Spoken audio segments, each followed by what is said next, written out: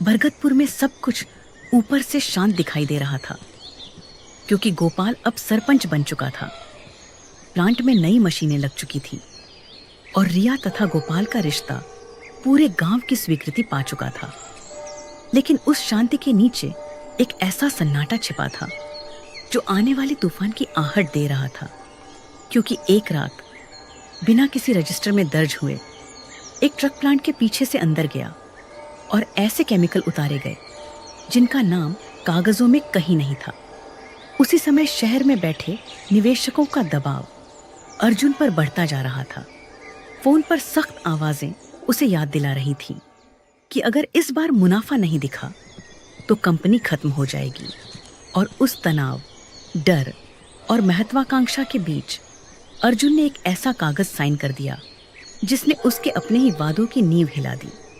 कुछ ही दिनों बाद गांव के तालाब में मछलियां मरने लगी, पानी में अजीब सी गंध आने लगी और औरतों ने फुसफुसाकर कहना शुरू कर दिया कि पहले ऐसा कभी नहीं हुआ। गोपाल को शक हुआ, लेकिन रिकॉर्ड इतने साफ थे कि जैसे किसी ने सच्चाई को बहुत सावधानी से पोंछ दिया हो। रिया ने जब भाई की आंखों में झांका तो पहली बार उसे झूठ की हल्की परछाई दिखी। उसने कांपते स्वर में पूछा कि अगर सच सामने आया और उसमें आपके हस्ताक्षर हुए तो क्या होगा? और गोपाल ने उसे बस इतना कहा कि सच किसी रिश्ते का नहीं होता, वह सिर्फ सच होता है। और यही वाक्य रिया के दिल को दो टुकड़ों में बांट गया, क्योंकि एक तरफ उसका प्यार था और दूसरी तरफ उसका अपना खून। तभी गोपाल ने शहर से एक पत्रकार बुलाकर चुपचाप पानी के सैंपल जांच के लिए भेज दिए और रिपोर्ट ने वह सच्चाई उजागर कर दी, जिससे गांव में आग की तरह गुस्सा फैल गया। लोग प्लांट के बाहर जमा हो गए, पत्थर उठने लगे, नारे गूंजने लगे और अर्जुन भीड़ के सामने खड़ा था। लेकिन इस बार उसके शब्द कमजोर पड़ रहे थे।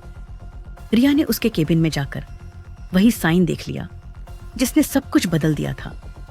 और जब उसने पूछा क्यों, तो अर्जुन ने टूटे हुए स्वर में स्वीकार किया कि शहर के दबाव ने उसे मजबूर कर दिया। पर रिया ने धीरे से कहा कि मजबूरी में भी इंसान अपनी आत्मा नहीं बेचता। और अगली सुबह पंचायत में अर्जुन ने सबके सामने गलती मान ली, प्लांट बंद करने की घोषणा की, मुआवजा देने का वादा किया और निवेशकों के हटते ही उसकी कंपनी लगभग डूब गई। वह शहर लौट गया, लेकिन बरगदपुर का पानी फिर साफ होने लगा, खेत फिर से लहराने लगे। रिया ने गोपाल से शादी कर ली, मगर उसके दिल में भाई के लिए एक चुभन बनी रही। और कई महीनों बाद जब अर्जुन चुपचाप बरगद के पेड़ के नीचे आकर बैठा तो गोपाल उसके पास आया और बिना कटुता के कहा कि गलती इंसान को छोटा नहीं बनाती, उसे छुपाना छोटा बनाता है। और उस क्षण अर्जुन को समझ आया कि उसने पैसा खोया है, लेकिन इंसानियत वापस पाने की राह अब भी खुली है।